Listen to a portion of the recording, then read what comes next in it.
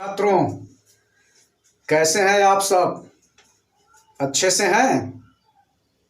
चलिए, आज की इस कक्षा में मैंने बताया था कि अगली कक्षा में मैं ड्रिलिंग बताऊंगा स्ट्रक्चर नंबर 1 की। तो आज की इस कक्षा में आप ड्रिलिंग सीखेंगे। यहाँ पे एक इम्पोर्टेंट बात मैं बता रहा हूँ कि आपने स्ट्रक्चर नंबर 1 सीख लिया, ठीक, लेकिन यदि उसकी ड्रिलिंग आपने नहीं सीखी तो फिर आपका ये ज्ञान अधूरा रह जाएगा। आप सारे हिंदी सेंटेंस की अंग्रेजी नहीं कर पाएंगे। अस्तु, किसी भी स्ट्रक्चर की ड्रिलिंग सीखना अनिवार्य है। तो आइए स्ट्रक्चर नंबर 1 की ड्रिलिंग पे चलते हैं।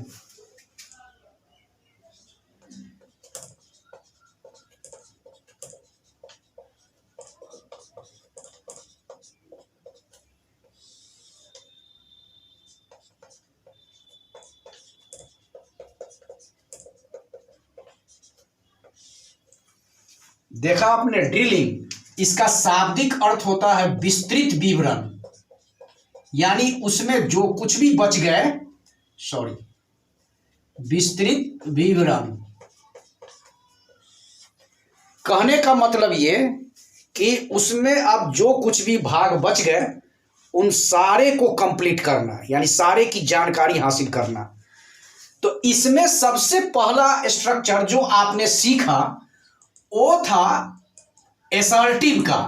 यानी जब सेंटेंस आपने सीखा होगा तो सेंटेंस में सीखा होगा कि सेंटेंस के भाग कितने हैं।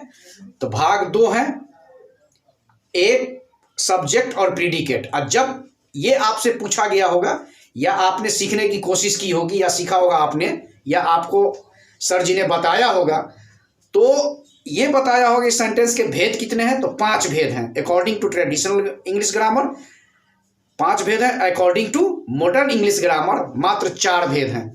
तो मैं अभी बताऊंगा according to traditional English grammar, क्योंकि अभी ट्रेडिशन को जानना जरूरी है, तब हम चलेंगे मॉडर्न पर।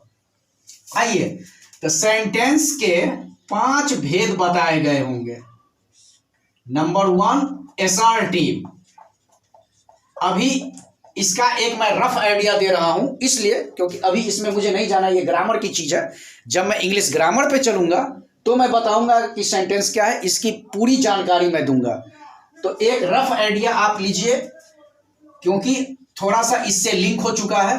तो एसर्टिव सेंटेंस, एसर्टिव सेंटेंस के इसे इसका एक दूसरा नाम भी है डिक्लेरेटिव सेंटेंस। डिक्लेरेटिव सेंटेंस एक तीसरा नाम भी है इसका, प्रोनोमियल सेंटेंस। यानी एसर्टिव के 2 और नाम भी हैं, प्रोनोमियल सेंटेंस। इसके भी 2 भेद हैं। पहले को हम बोलते हैं अफर्मेटिव या पॉजिटिव। इसका शाब्दिक अर्थ है एसर्टिव का सकारात्मक, और इसका शाब्दिक अर्थ है अफर्मेटिव या पॉजिटिव का स्वीकारात्मक। और इसका एक दूसरा भेद है निगेटिव। चलिए, सेंटेंस का दूसरा टाइप इंपेरेटिव है। तो अभी अपना इंपेरेटिव से कोई लेना देना नहीं है, यानी इसका शाब्दिक अर्थ होता है आज्ञा सूचक, आज्ञार्थक या आज्ञात्मक वाक्य। तीसरा है आपको इंटेरोगेटिव, इससे अपना लेना देना है, इसने लिंक ले रखा है इससे। इंटेरोगेटिव यानी प्रश्न सूचक या प्रश्नात्मक या प्रश्नबोधक वाक्य। चौथा है, इसी में एक और इसके भेद आ जाते हैं, इंटेरोनिगेटिव यानी प्रश्न सूचक भी और निगेटिव भी, इंटेरोनिगेटिव। चौथा है आपको एक्सक्लेमेटरी, एक्सक्लेमेटरी। और 5वां है ऑप्टेटिव। इसका शाब्दिक अर्थ है विस्मयात्मक, विस्मय सूचक या विस्मयादि बोधक अवयव या वाक्य, ऑप्टेटिव सेंटेंस। इसका शाब्दिक अर्थ है इच्छा बोधक वाक्य, विल या विश। मैं आपको बताऊं कि अपना लेना देना किससे है, एक अफर्मेटिव से, दूसरा निगेटिव से, तीसरा इंटेरोगेटिव से, चौथा इंटेरोनिगेटिव से, और इसके अलावे जो हम लेंगे इंट्रोगेटिव से वो है WH questions, WH questions,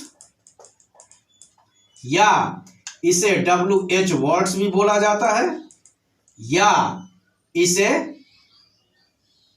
WH, यही दो नाम है इनके, WH क्वेश्चंस या क्वेश्चन वर्ड्स बोला जाता है, क्वेश्चन वर्ड्स।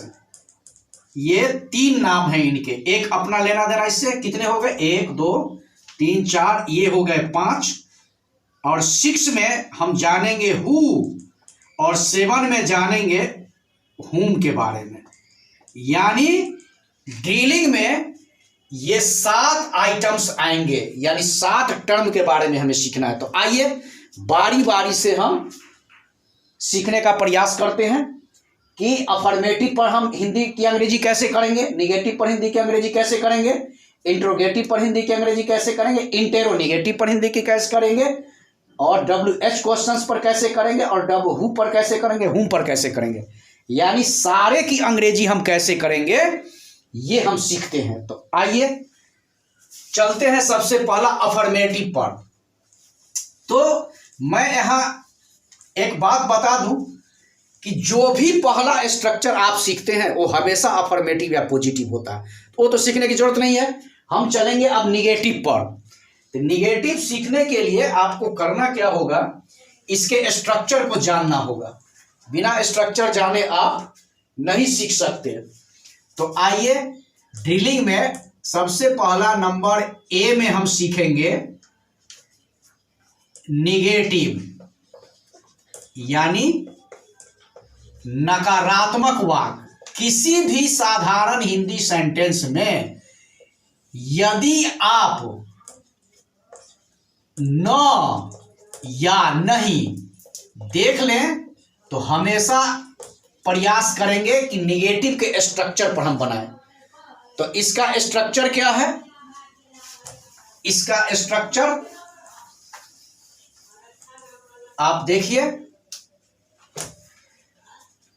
इसका स्ट्रक्चर है सब्जेक्ट। तो ये निगेटिव सेंटेंस, इसका हम स्ट्रक्चर जानेंगे, subject plus verb to be plus N'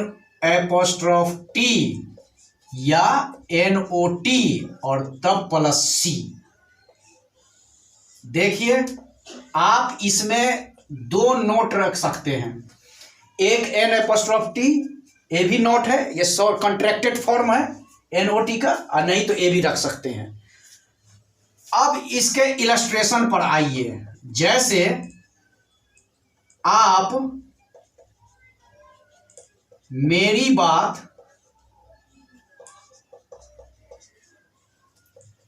मानने को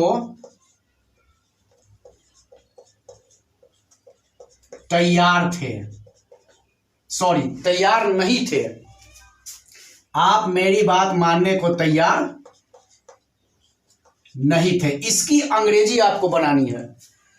कैसे बनाएंगे आप, तो सबसे पहले तो आप ये पकड़िए कि क्या इसमें कोई विकार भी आए हैं, या जो अफर्मेटिव सेंटेंस आपने सीखा उससे हट के भी कोई शब्द आ चुका है। तो बेशक आ चुका है, ये नहीं। तो इससे अब पता लग रहा है कि अब यह अफर्मेटिव सेंटेंस नहीं है। यानी अब नहीं देख के यहाँ पे हम पकड़ेंगे कि यह बनेगा किस स्ट्रक्चर पे, निगेटिव के स्ट्रक्चर पर, या इंट्रोगेटिव के स्ट्रक्चर पर, या इंट्रोनिगेटिव का स्ट्रक्चर, या WH क्वेश्चंस हु या हूं। तो बेशक ये निगेटिव के, क्योंकि न और नहीं मैंने पहले बताया, जहां भी रहे तो आप इस स्ट्रक्चर का इस्तेमाल करेंगे। आइए जैसे जैसे स्ट्रक्चर बता रहा है वैसे वैसे आप करते चले। सबसे पहले आप सब्जेक्ट ढूंढे, तो सब्जेक्ट पकड़ने का तरीका तो मैंने बता दिया। कौन तैयार नहीं थे, तो आप तैयार नहीं थे, ये है सब्जेक्ट। तो इसकी अंग्रेजी आप डाले यू। इसके बाद वर्ब टू बी, तो वर्ब टू बी कौन है, थे, तो वे आर। इसके बाद नॉट, तो आप ऐसे भी कॉन्ट्रैक्टेड फॉर्म दे सकते हैं, वेयरंट, वंट भी दे सकते हैं। इसके बाद आप ए भी दे सकते हैं, चलिए नॉट भी दे सकते हैं यहां पे। और कॉम्प्लीमेंट कौन है? तैयार, तो तैयार की अंग्रेजी रेडी। यहां से जो आपने छोड़ा, अब एक एक करके उल्टी अंग्रेजी हम बनाते चले। तो तैयार के पीछे क्या है? को। तो अभी पिछली कक्षा में मैंने बताया था कि को की कोई अंग्रेजी नहीं होगी। क्यों? क्योंकि इसके पीछे फाइनाइट वर्ब है, और जो ही फाइनाइट वर्ब आ जाए तो वहां चाहे को रहे, का रहे, की रहे, से रहे, में रहे, पर रहे, किसी भी प्रीपोजिशन यानी संबंध बोधक अवयव की अंग्रेजी नहीं दी जा सकती। और मैंने पिछली कक्षा में यह भी बताया कि जो ही सेंटेंस में को आ जाए, यानी हिंदी सेंटेंस में, तो आप जो मैंने मंत्र लिखाया उसका पाठ कर लीजिए, उसको रिसाइट कर लीजिए। तो मंत्र क्या था? जहां देखो को वहां टू ऑफ न दो। तो आप यहां को की कोई अंग्रेजी नहीं डालेंगे। ऐसा ना कि झट टू या ऑफ मार देंगे, पूरी तरह गलत हो जाएगा। चलिए, क्योंकि इसके पीछे फाइनाइट वर्ब आ चुकी है, मानना। तो मानना की अंग्रेजी मैंने बताया कि कोई भी फाइनाइट वर्ब आ जाए तो उसकी अंग्रेजी डालने से पहले टू डालेंगे आप, टू। मानना की अंग्रेजी फॉलो। देखा आपने? चलिए, अब इसके पीछे क्या है? बात, लेकिन इसने लिंक ले रखा है इससे। ये क्या है? ये पॉजेसिव केस है, मेरी बात। तो यहां से यहां तक की अंग्रेजी। यहां पर प्रायः देखा जाता है कि छात्र भूले किया करते हैं। कौन सी भूल कर बैठते हैं? वो देखते हैं मेरी बात, तो मेरी की अंग्रेजी डाल देते हैं माई, और बात की अंग्रेजी डाल देते हैं मैटर। ये बहुत ही अगली वर्ड है, भद्दा वर्ड है ये डालने। कभी भी मेरी बात, तेरी बात, तुम्हारी बात, उसकी बात, आपकी बात, उनकी बात आ जाए, भूल के भी आप यहां पॉजेसिव केस डालने की कोशिश नहीं करेंगे। बस सिर्फ इसकी ऑब्जेक्टिव केस डाल देंगे, मेरी बात की अंग्रेजी निकल जाएगी। तो यहां माई मैटर देने की जरूरत नहीं है, ये गलत हो गया। आप यहां करेंगे क्या?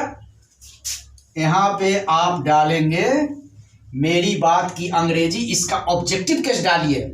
तो आई का ऑब्जेक्टिव केस क्या है? पॉजेसिव केस माई है, ऑब्जेक्टिव केस मी है। तो आप आंख मूंद के यहां पे डाल दीजिए मी। बस मी से ही मेरी बात की अंग्रेजी हो गई, ना कि माई मैटर। ये सेंटेंस को नॉन इडियोमेटिक कर देता है, यानी बेमुहावरेदार। और सेंटेंस कौन सा अच्छा होता है? जो इडियोमेटिक हो, मुहावरेदार हो। जैसे किसी ने आपसे कह दिया कि मैंने भात पिया और पानी खाया, कैसा लगेगा आपको? ये तो भी मुहावरेदार हो गया। ठीक है, सेंस तो आप समझ जाएंगे, लेकिन आपको 2 मिनट के लिए होगा कि भाई ये कैसी बात बोल रहा है, तो उल्टी बात बोल रहा है। ठीक उसी तरीके से ये भी है। ये अगर माई मैटर आप डाल देते हैं मेरी बात की अंग्रेजी, तो ये बेमुहावरेदार हो जाएगा, नॉन इडियोमेटिक होगा। और कौन सा सेंटेंस अच्छा होता है? इडियोमेटिक सेंटेंस अच्छा होता है। तो ये सेंटेंस को इडियोमेटिक अर्थात मुहावरेदार बनाने के लिए आपको यहां पे मी डालनी होगी, न कि माई मैटर। चलिए एक दूसरा इलस्ट्रेशन देखते हैं। बिहार की सरकार चुनाव हेतु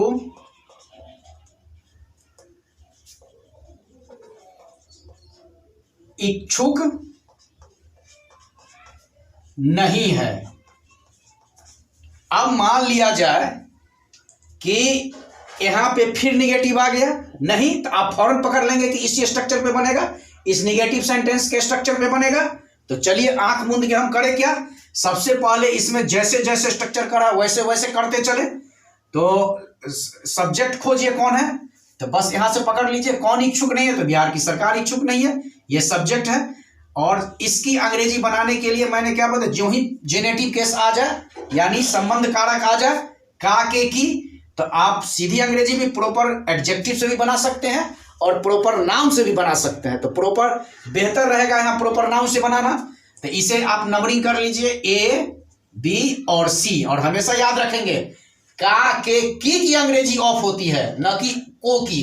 को की कोई अंग्रेजी नहीं, कभी कभी को की अंग्रेजी टू आती है, जो स्थिति आने पर मैं बताऊंगा, लेकिन अभी आपको की अंग्रेजी टू नहीं डालेंगे, सिर्फ का के की अंग्रेजी ऑफ डालेंगे। तो सरकार की अंग्रेजी द गवर्नमेंट, और यहां की अंग्रेजी क्या हो जाएगी ऑफ बिहार। चलिए देखा आपने। अब क्या करेंगे वर्ब टू बी, तो वर्ब टू बी है तो इज, इसके बाद फिर हम नॉट डालेंगे, तो नॉट आप डाल सकते इज नॉट। अब कॉम्प्लीमेंट कौन है, तो ठीक इसके पीछे वाला वर्ब टू के पीछे वाला जो वर्ड होता है इच्छुक की अंग्रेजी क्यूरियस, क्यूरियस आई बात समझ में, क्यूरियस। और अब यहां हेतु की अंग्रेजी क्या डालेंगे, तो हेतु की अंग्रेजी डालने के लिए यानी टू या फॉर डालने से पहले हम देखेंगे पीछे मुड़कर कि ये नाउन या प्रोनाउन है या ये फाइनाइट वर्ब है। तो यहां तो ना लेने का चक्कर है नहीं, तो बेशक ये नाउन है, तो आप यहां फॉर डालेंगे, फॉर और चुनाव की अंग्रेजी इलेक्शन। तो देखा आपने, the government of Bihar is not curious for election. कितनी आसानी से अंग्रेजी बन गई। चलिए अब हम सीखेंगे दूसरा स्ट्रक्चर। दूसरा स्ट्रक्चर क्या है, निगेटिव के बाद इंटेरोगेटिव। निगेटिव के बाद देखिए अब हम सीखेंगे ये नंबर बी में इंटेरोगेटिव सेंटेंस। इंटेरोगेटिव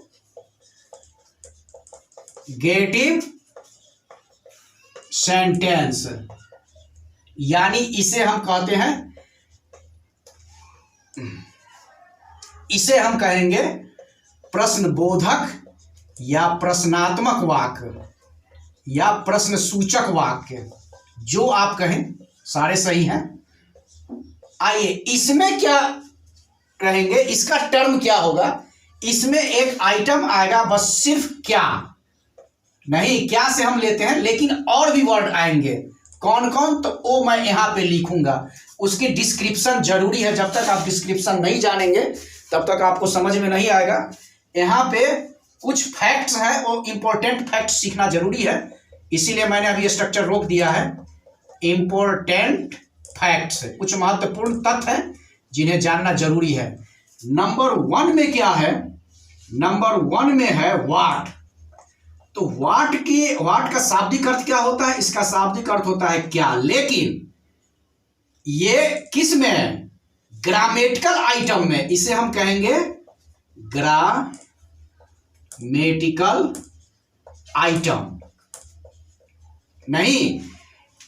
इसके अलावे इसमें ये ग्रामेटिकल आइटम है, इसके अलावे इसकी और हिंदी होगी कौन सा, कौन सी, कौन से, कौन सा, कौन सी या कौन से।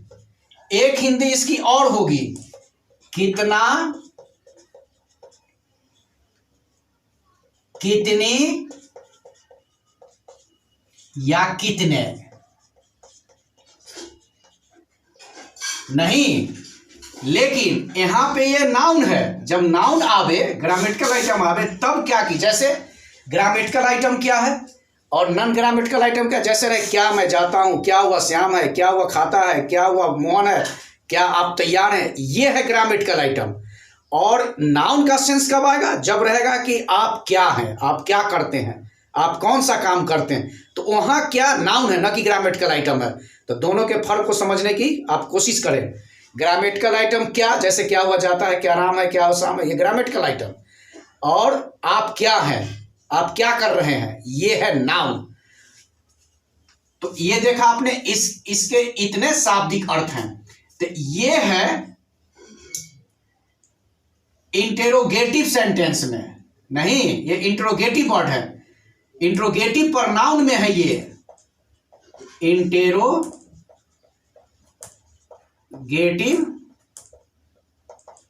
प्रोनाउन। इंट्रोगेटिव प्रोनाउन यानी प्रश्नसूचक सर्वनाम है ये, प्रश्नसूचक सर्वनाम। बाद में चलकर इसका मैं शॉर्ट फॉर्म में लिखूंगा, यानी इंट्रोगेटिव प्रोनाउन को शॉर्ट में मैं लिखूंगा आईपी और रिलेटिव प्रोनाउन को मैं लिखूंगा आरपी, तो आप समझ जाएंगे। चलिए, तो इंट्रोगेटिव प्रोनाउन में व्हाट की हिंदी क्या होगी, क्या की अंग्रेजी क्या होगी, व्हाट।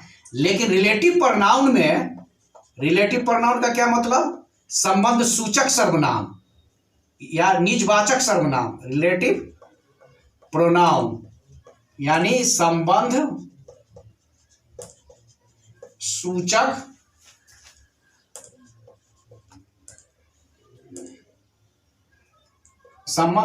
सर्वनाम। तो इसमें क्या की अंग्रेजी यानी व्हाट की हिंदी क्या हो जाएगी, इसमें हो जाएगी जो कुछ।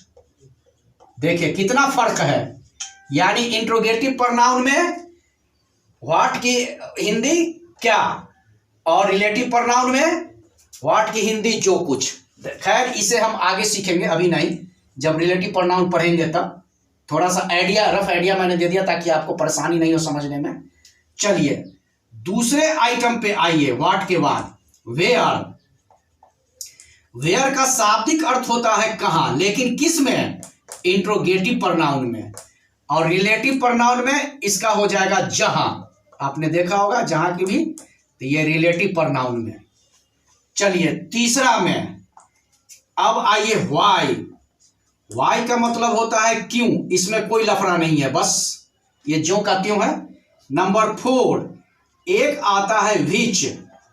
विच का मतलब किस, नहीं, लेकिन यह है निर्जीव के लिए, प्रायः निर्जीव के लिए इसका यूज होता है।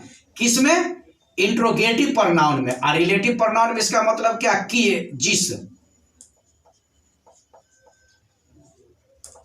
यानी रिलेटिव प्रोनाउन में। चलिए नंबर 5, नंबर 5 में आप देखिए,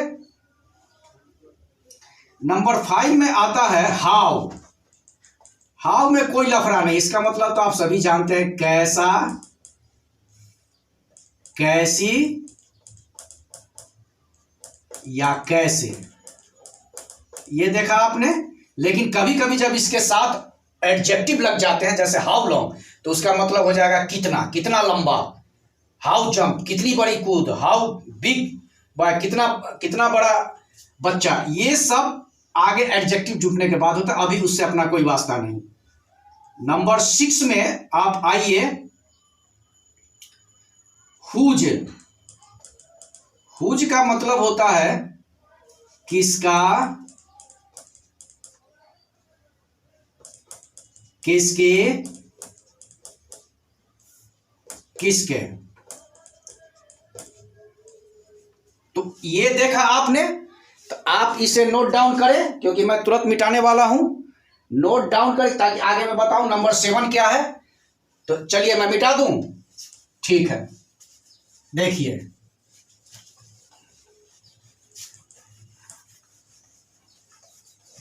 अब देखिए नंबर 7, नंबर 7 में आता है हु।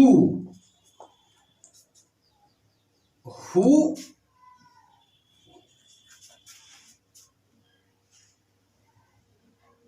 देखिए नंबर 7 में क्या है, हु।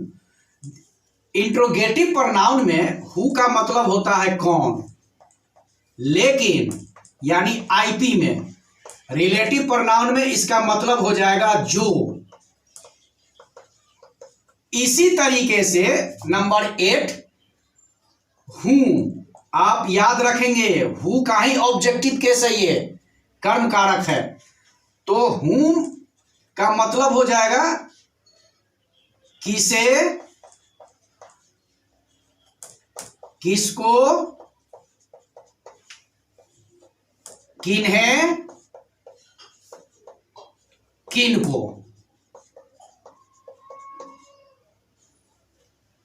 आप याद रखेंगे, लेकिन अभी ये नहीं बताया जाएगा। इसको मैंने इंट्रोगेटिव सेंटेंस से हटा दिया है, डब्ल्यूएच क्वेश्चन से हटा दिया है, ताकि इसके अलग अलग स्ट्रक्चर है, इसीलिए मुझे हटाना पड़ा मजबूरन।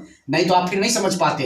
जब इसी के साथ मैं जोड़ देता तो आप फिर हु को नहीं समझ पाते, क्योंकि दोनों के अलग अलग स्ट्रक्चर हैं, इसलिए अलग अलग करके जानना जरूरी है। ये देखा आपने, ये क्या है इंट्रोगेटिव प्रोनाउन में, लेकिन रिलेटिव प्रोनाउन में जिसको, जिन्हें, जिनको, ये है संबंधवाचक सर्वनाम में, रिलेटिव प्रोनाउन में। चलिए, ये 8 ऐसे टेक्निकल आइटम्स हैं इंट्रोगेटिव सेंटेंस के जिन्हें जानना बहुत जरूरी था। तो देखा आपने कि 8 टेक्निकल आइटम्स हैं, टर्म्स हैं जिन्हें जानना जरूरी है। अब आइए इसके स्ट्रक्चर पर। इंट्रोगेटिव का स्ट्रक्चर क्या है वो देख लीजिए। हम करेंगे क्या, वर्ब टू बी को आगे कर देंगे, ठीक, तब प्लस डालेंगे सब्जेक्ट, तब प्लस डालेंगे सी, तब प्लस साइन ऑफ इंट्रोगेशन। कुछ भी नहीं है, बड़ा शॉर्ट है ये, और इसी पे हम लंबे लंबे हिंदी सेंटेंस की अंग्रेजी फौरन कर डालेंगे। इलस्ट्रेशन के लिए देखिए, जैसे क्या वे लोग आपकी बात मानने को उत्सुक हैं। बस कुछ भी नहीं है, आप फॉरेन स्ट्रक्चर पे पहुंचे, वर्ब टू बी को आगे कर दीजिए, तो वर्ब टू बी है तो है, क्योंकि यहाँ पे ये प्लूरल नंबर है, तो जैसा सब्जेक्ट वैसी क्रिया। वे लोग बहुवचन में है तो क्रिया भी बहुवचन में आ जाएगी, यानी दोनों में कर्ता और क्रिया दोनों पति पत्नी है, पति पत्नी का संबंध है, जैसा पति वैसी पत्नी। तो यहाँ पे आप डालिए आर। इसके बाद क्या बोलता है, सब्जेक्ट डालने को, तो दे। इसके बाद बोलता है कॉम्प्लीमेंट, तो कॉम्प्लीमेंट कौन है, क्यूरियस। उत्सुक की अंग्रेजी क्यूरियस या ईगर भी होती है ये। इसके बाद कुछ भी नहीं है आगे, आप करेंगे क्या, अब उल्टी अंग्रेजी। चलिए, ठीक, इसके पीछे क्या है, को, तो मैंने पहले ही बताया, मंत्र पढ़ लीजिए, जहां देखो को वहां टू ऑफ न दो, इसीलिए इसकी कोई अंग्रेजी नहीं होगी। अब इसके बैक में क्या है, मानना, तो मानना के अंग्रेजी, फिर ये फाइनाइट वर्ब आ गई है, तो जो ही फाइनाइट वर्ब आवे तो इसके अंग्रेजी डालने से पहले आप टू डालिए। मानना की अंग्रेजी फॉलो। अब फिर आ गई आपकी बात। अब यहां आप करेंगे क्या कि देखेंगे आपकी, तो डाल देंगे योर। बात की अंग्रेजी मैटर डाल देंगे। मैं जानता हूं बात की अंग्रेजी मैटर होती है, लेकिन अगर पॉजेसिव केस आगे आ जाए तब डालेंगे योर मैटर, तो नॉन इडियोमेटिक हो जाएगा, बेमुहावरेदार। इसीलिए इसका ऑब्जेक्टिव केस डाल देते हैं। यू का ऑब्जेक्टिव केस यू, बस साइन ऑफ इंट्रोगेशन डाल दीजिए, क्वेश्चन मार्क। दूसरा स्ट्रक्चर देखिए, जैसे क्या मैं उसे बुलाने को सक्रिय था। अब इसकी अंग्रेजी कैसे बनाएंगे, बस फौरन आप क्या करें, वर्ब टू वाज, सब्जेक्ट कौन है इसमें, मैं, तो आई वाज आई। सक्रिय कॉम्प्लीमेंट क्या है, सक्रिय, तो सक्रिय की अंग्रेजी एक्टिव। चलिए, अब तो कुछ भी नहीं आगे, अब उल्टी अंग्रेजी चलते चल। फिर इसके पीछे को है, तो को की कोई अंग्रेजी नहीं, मंत्र पढ़ लीजिए, जहां देखो को वहां टू अपना दो।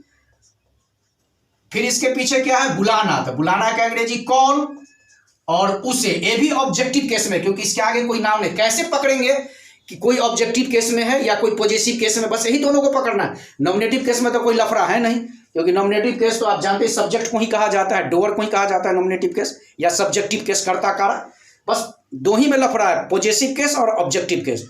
तो कैसे पकड़ेंगे कि पॉजेसिव केस, कैसे पकड़ेंगे कि ऑब्जेक्टिव केस, बस करना कुछ